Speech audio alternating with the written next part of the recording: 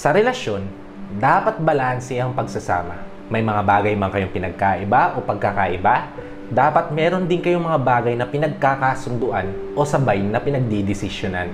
Balanse, hindi yung puro siya lang yung laging iniintindi at ikaw yung palaging nag-a-adjust. O kaya naman, ikaw lang yung palaging iniintindi at siya palagi yung nag-a-adjust. Dapat vice versa at hindi one-sided lang para mas tumagal ang relasyon at maiwasan ang madalas na di pagkakaintindihan. Alam naman natin na dapat babae ang mas iniintindi, pero hindi naman all the time. Kasi kahit papano ang mga lalaki, nangangailangan din niya ng atensyon at kalinga, kaya dapat pantay o equal kayong dalawa. Kaya naman today, sagutin natin yung mga katanungan nyo na paano kung nagalit ang isang lalaki for some reason tapos LDR kayo? Ano ang gagawin mo? What's up? Kamusta? Welcome back to my channel. Nandito na naman ang iyong lingkod, Gary Opimo. Kung bago ka pa lang sa channel ko, hit like, subscribe, and hit mo na notification bell para updated ka sa mga bago nating videos. Kung hindi mo pala like yung Facebook page natin, nandyan po yan sa description section below. Diyan sa Facebook page natin, pwede tayong mag-usap ng masinsinan, walang judgment na kasama. Diyan sa Facebook page niyan, you are allowed na ilabas mo kung ano yung nararamdaman mo. Kaya ano pang hinihintay mo, i-like mo na yung Facebook page natin. Diyan sa description section below ng video. So without further ado, simulan na natin tong video natin ngayon. Let's go!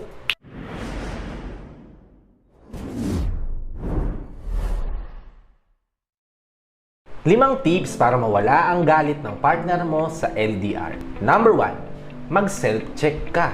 Bago ka tumalon sa konklusyon na baka ganito, baka ganyan, baka hindi niya na ako kinakausap kasi hindi niya na ako mahal, baka hindi niya na ako nire-replyan kasi may iba na siyang mahal. Bago tayo tumalon sa mga ganyang isipin, bago ka tumalon sa ganyang konklusyon, alamin muna natin sa sarili natin kung may nagawa ba tayong mali na pwedeng ikagalit ng partner natin. May mga bagay kasi na ayaw niyang gawin mo at posibleng nagawa mo nang hindi mo sinasadya. O pwede din na alam mo na ayaw niya yung bagay na yun na ginagawa mo pero ginawa mo pa rin. Na pwedeng maging dahilan niya para magalit sa'yo. Kaya mas makakabuti na suriin natin ng mabuti yung sarili natin kung may nagawa tayong mali na hindi niya nagustuhan. At please girls, wag po tayo mag-jump into conclusion kung wala pa tayong idea kung bakit siya nagagalit. Kasi yung mga bagay na iniisip mo ay posible maging dahilan pa ng mas malalim na hindi pagkakaintindihan sa relasyon nyo. Remember guys, malayo kayo sa isa't isa. Ibig sabihin, maraming bagay ang posibleng hindi maging smooth. Kaya mas mainam na mag-self-check muna tayo bago tayo mag-jump into conclusion na posibleng makasira pa ng relasyon nyo. Okay, proceed tayo sa ikalawang tips na makakatulong sa'yo para mawala yung galit ng partner mo, lalo na kung LDR kayo, is to ask him directly. Kung nakapag-self-check ka na at alam mo naman sa sarili mo na wala kang something na ikagagalit niya o wala kang nagawa na something na pwede niyang maging dahilan para magalit siya, but still, galit pa rin siya sa'yo, ang pinaka-best way para masolusyonan yan is to ask him directly. Wala na kasing mas better na solusyon sa isang problema, lalo pa at magkalayo kayong dalawa, bukod sa maayos at mahinahon na pag-uusap.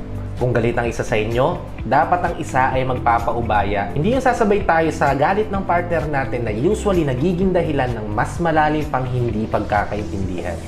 Now, kung alam mo na wala ka namang bagay na nagawa, tapos galit pa rin siya sa'yo, pinaka-best way dyan is to ask him directly. Para maliwanagan ka kung ano-ano yung mga bagay na gumugulo sa utak niya na posibleng ikagalit niya. O para malaman mo kung ano-ano yung mga bagay na nangyayari sa kanya. Posible kasing marami siyang pinagdadaanan na gusto niyang isolve agad ng mag-isa. O kaya naman, baka ayaw kanya mag-alala kaya hindi niya sinasabi sa'yo yung mga nararamdaman niya. Kaya ang pinaka-best way to address this problem para masolusyonan yung problema mo na to is to ask him directly. Okay, proceed tayo sa ikatlong tips na makakatulong sa'yo para hindi na magalit sa'yo yung partner mo, lalo na kung LDR pa kayo, ay sa pamamagitan ng paghingi sa kanya ng tawad kung kinakailangan. Ngayong alam mo na kung ano ang naging cause ng problema, kung meron kang pagkakasala o may nagawa kang mali, ihingi mo na kaagad yun ng tawad. At again guys, kung hihingi tayo ng sorry, hihingi tayo ng paumanhin sa partner natin, lalong-lalo na sa mga loved ones natin, dapat maiparamdam natin sa kanila kahit malayo tayo na nagsisisi tayo sa nagawa natin para makita at maramdaman din niya na worthy kang patawarin. Pero kung alam mo na wala ka namang nagawang pagkakamali and still galit pa rin siya sa'yo, mas mainam na bigyan mo siya ng espasyo o space para masolve niya yung problema niya on his own. Kasi ganyan ang mga lalaki pagka namumroblema yan sa isang bagay. Susubukan muna namin na isolve namin yung problema on our own without asking anyone for help. Kaya minsan, nami-misinterpret natin yung ganitong traits ng lalaki na madalas nauuwi sa hindi pagkakaintindihan. Kaya girls, kung galit yung partner mo, lalo pa kung LDR kayo, tapos alam mo na may pagkakamali ka, mas mainam na humingi ka agad ng dispensa para hindi na lalong lumala pa ang hidwaan yung dalawa. Okay, proceed na tayo sa ikaapat. Ikaapat na tip na makakatulong sa'yo para mawala yung galit ng partner mo, lalo pa kung LDR kayo, ay sa pamamagitan ng pagiging supportive sa kanya. Kapag kasi nasa LDR kayo ng partner mo, mahirap na higpitan mo siya sa mga bagay-bagay. Lalong-lalo na sa mga bagay na gusto niyang gawin. Dahil usually, yan yung nagiging problema ng mga nasa long-distance relationship. Yan yung mga nagiging dahilan ng di pagkakaintindihan ng mga nasa LDR. Kaya naman, kung nagalit siya sa'yo at nanghingi siya ng space, give it to him. Minsan kasi kailangan nyo ng space para maramdaman nyo na hindi pa ulit-ulit na lang kayo sa relasyon nyo na usually nagiging cause ng pagkasawa nyong dalawa sa isa't isa. Ganito kasi ang traits ng mga tao eh. Kapag paulit-ulit tayo sa isang bagay, nauumay tayo at nananawa tayo, di ba? Ganon din sa relasyon, lalo na kapag nasa long-distance relationship ka. Minsan, kailangan nyo ng space. Kaya kapag humingi siya ng space, ibigay mo na. Siyempre, gawin mo yung best mo para masuportahan siya sa mga bagay na gusto niyang mangyari. At habang binibigay mo yung space na gusto niya, find something din na pwedeng mag-improve sa pagkatao mo. Find something na makakatulong sa'yo na mag-improve ka as an individual. Para win-win situation, di ba? Suportahan mo na siya sa gusto niya mangyari, nag-improve ka pa. Okay, proceed tayo sa ikalima. Ikalimang tip na makakatulong sa'yo para hindi na magalit sa'yo yung partner mo, lalo pa kung nasa LDR o long-distance relationship kayo, ay sa pamamagitan ng pagpapakita sa kanya kung gaano mo siya kamahal. Isa sa pinaka-epektibong way para mapalambot ang puso ng isang lalaki at maramdaman niya na kahit malayo kayo sa isa't isa ay may nagmamahal sa kanya, ay sa pamamagitan ng pagpaparamdam sa kanya na hindi siya nag-iisa dahil nandiyan ka sa tabi niya para mahalin siya at suportahan siya. Alam nyo kasi guys, madalas kapag malayo tayo sa isa't isa o malayo tayo sa mga mahal natin sa buhay, nangungulila tayo sa pagmamahal. Sa sobrang pangungulila natin, minsan kung ano-ano yung mga pumapasok sa isipan natin na posibleng maging dahilan para matakot tayo sa mga posibleng mangyari. Kaya naman, para matulungan siya na hindi niya maramdaman yung mga ganong bagay, iparamdam mo sa kanya na wala siyang dapat ipag-alala. Ipakita mo sa kanya visually na wala siyang dapat ipag-alala dahil siya lang ang gusto mong makasama ng matagal na panahon. At guys, special tip, kapag nasa LDR kayo, pag gusto nyo mag-share ng mga experience nyo sa buong maghapon nyo, lagi kayong mag-share ng mga bagay na nangyari sa inyo na maganda. Mga bagay na masasaya, mga karanasan na masasaya buong araw at hindi puro problema. Para next time, pag mag-uusap kayo, hindi niya maiisip na puro negative lang yung sasabihin mo. Bagkus, ma-e-excite siya sa magiging positibo mong tao.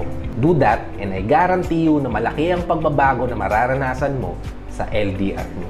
Kapag kasi nasa long distance relationship tayo, lagi nating iisipin ang kalagayan ng partner natin.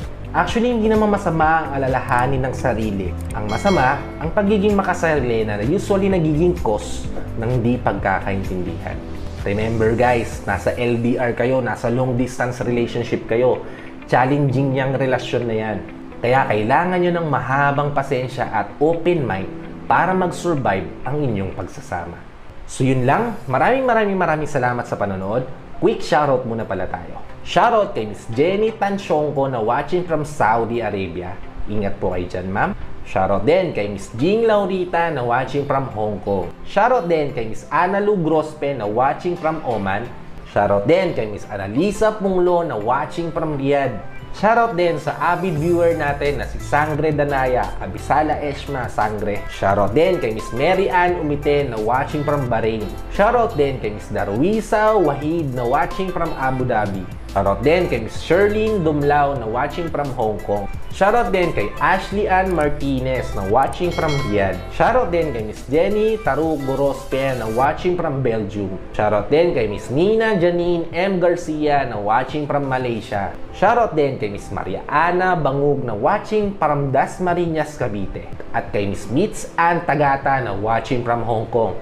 Shoutout po sa inyo, ma'am. Sa lahat ng OFW viewers natin at sa mga viewers natin dito sa Pilipinas na walang sawang sumusuporta sa bawat videos ko. Maraming salamat po sa palagian yung pagsuporta. Kung nagustuhan nyo yung video natin, pakishare naman sa mga loved ones natin na nangangailangan ng ganitong tips, nangangailangan ng ganitong advices.